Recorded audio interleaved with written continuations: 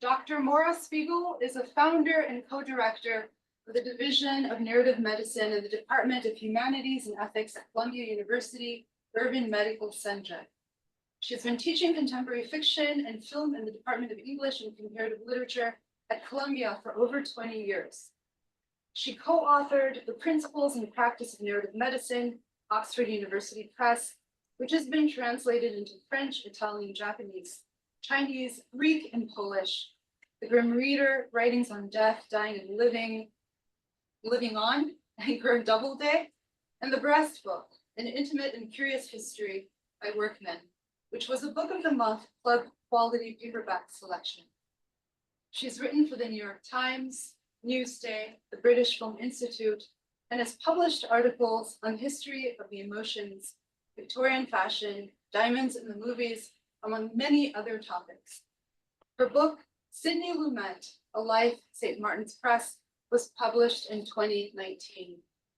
Let's give Dr. Maura Spiegel a hand and welcome her for joining us. Oh, thank you so much. Thank you. And thank you for inviting me. And hello, students in writing for health professions. It's really nice to be with you. I'm going to tell you something about narrative medicine and then engage you in a sample of a narrative medicine workshop. So to give you a general sense of the work we do in narrative medicine, it's a practice that was developed about 25 years ago here at Columbia University by a group of a few doctors, a philosopher, a novelist, a literature professor, that's me, and a health advocate. We came together under a grant from the National Endowment for the Humanities to think about how we might use our different spheres of knowledge and our experience to improve patient care and to help clinicians become better at listening, at building trust with their patients, and also at taking care of themselves so as to take better care of others. We sought also to begin to think critically about healthcare more broadly, about structural inequities now and historically, and about power dynamics in the interpersonal dimensions of medical care. Over these years, narrative medicine has become a common feature of medical and nursing education around the country and in many places around the world. And it is increasingly featured in undergraduate programs too. The work takes many forms, but at its core, it's a set of classroom practices for supporting medical and nursing students to decrease stress, find community, and discover or recover a sense of agency and legibility to oneself in the mad rush of becoming doctors and nurses. This practice is also applied in clinical settings with doctors, nurses, staff, chaplains, and others. Here, the focus is often on reconnecting doctors to patients' stories, to their stories, their contexts, their situations, their support systems, their priorities, and their fears.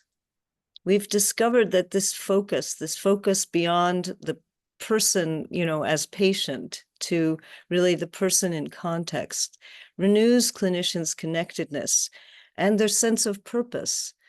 It's been effective not only in reducing burnout, which has become a big problem in medicine, as you probably know, but also in helping clinicians develop greater awareness of their own biases and the ways that patients are sometimes stigmatized, feel marginalized, and unseen.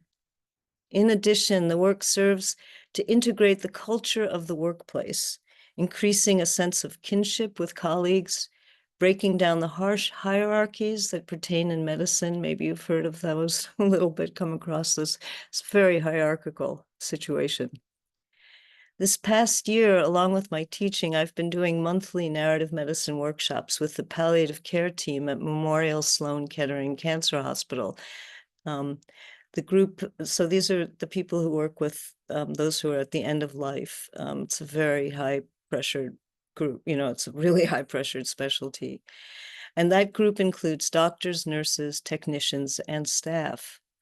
Participants described the workshops as providing a place of trust, shared vulnerability, sanctuary, community, and healing through creativity imagination, kind of a rigorous play, and collective looking.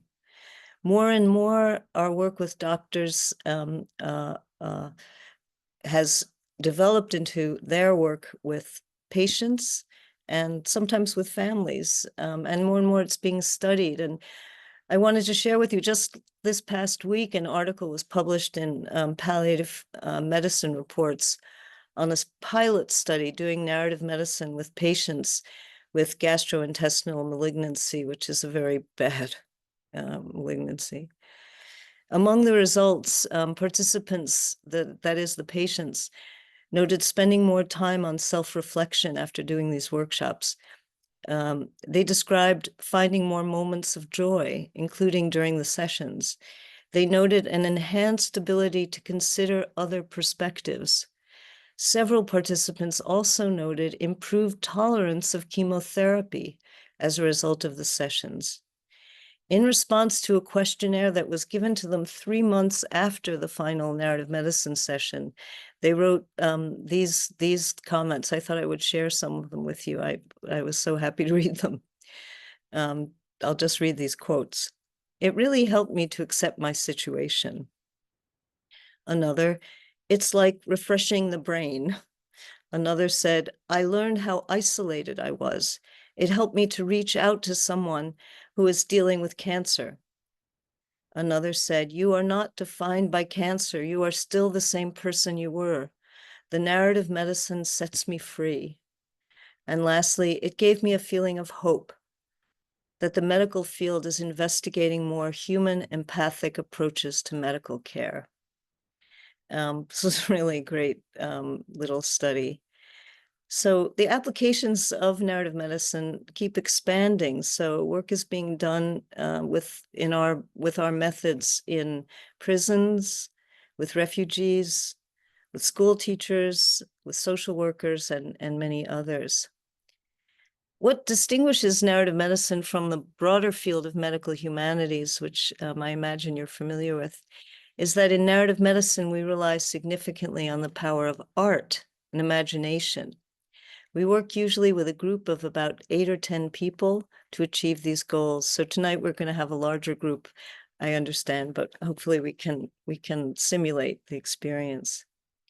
We have many different exercises and strategies, but a typical narrative medicine workshop goes something like this. The narrative medicine teacher or facilitator introduces a short literary text, perhaps a poem or a short story, or projects a work of art onto a screen or even a film clip or a piece of music. And then participants begin, sometimes tentatively, but soon quite comfortably, to share their observations of the work. Not to free associate to it, but to look closely at it and see what is there and what meanings emerge in their observations. We do close reading or slow reading, so it's a slowing down. A close reading discussion is one where we put language to and voice what we observe in a representation. This observation of putting language to an observation can make us better at observing, and this is something that's been actually studied and found to be effective. So actually putting language to what you see makes you better at seeing. And also, and I think this is really important, it helps people to observe their own habits of observation, to notice what they see, where they typically go, what kind of ideas come to mind, what kind of issues, what kind of thinking they bring to something. And that can be also very kind of expansive for them as they begin to realize they want to broaden out. It also helps people to be alert to the words, to consider the words caregivers and patients use when attempting to understand one another, to think about the plots of stories or the meanings in a poem, and to think about the feelings that are in a work of art, and all of these things, the plots of the stories, the words, the feelings, how they function when a patient is talking, where their stories begin and where they end, what might be left out of their story, and what questions would be helpfully asked. And this is part of what can be actually very efficient in terms of getting patient history.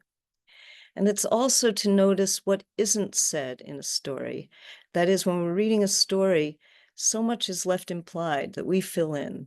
So to notice what's left out, but is conveyed to us somehow, and how this pertains to in a clinical encounter, the unspoken issues that we pick up from one another, but we don't always notice that we're picking up. And this includes the power dynamics between a doctor and patient. And that is something that is never spoken about. It also includes unspoken worldviews and values informed by different religions, backgrounds, and cultures. Doctors sometimes listen through a very prescribed lens, a narrow lens, to identify symptoms, of course, which is their job and a crucial one. But our work is to help them not listen to those things, but to listen more complexly, to recognize that a patient is more than a collection of symptoms or an illness. We find that an artwork sometimes makes it speaking, instead of speaking about a patient, which is something that doctors do with their teams, sometimes things can't be really talked about when you're talking about a real person. But when you're talking about a representation, people will speak more freely and openly often. And we find that artworks trigger more than an exchange of ideas, although that's part of it. It evokes feelings and memories and more. It is our shared understanding that a work of art isn't something to solve, but something to engage with, to think and feel with. And when we come at a story or a poem, we have to think about how to connect with it. Where's our connection to it? And that's also a good practice in terms of thinking about how to connect with people. Unlike in a classroom, there is no correct answer or necessarily a consensus. And one of the things we realized early on is that a benefit of this work is helping clinicians tolerate ambiguity, that everybody doesn't see the same thing, and that's okay. And that it can be extremely freeing for doctors. But people are speaking in these sessions to one another in a new way, and they're doing something together, sharing an experience. We find there are many unexpected pleasures of this work. One is slowing down, being present, really just living in time differently.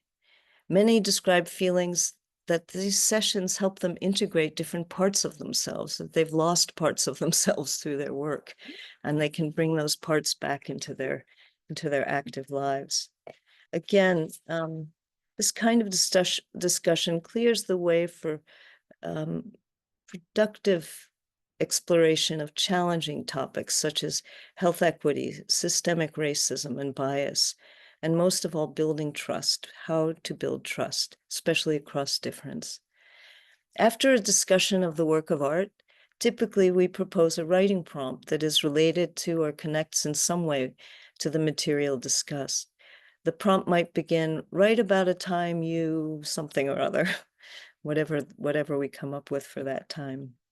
And then participants write a personal reflection for 4 or 5 minutes with some intention to share what they've written, although no one is required to.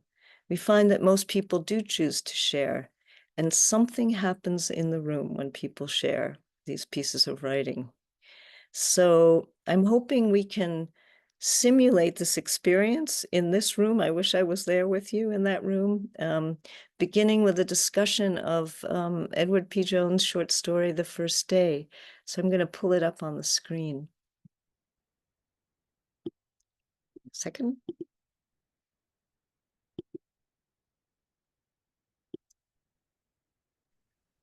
You should be able to share now. Okay.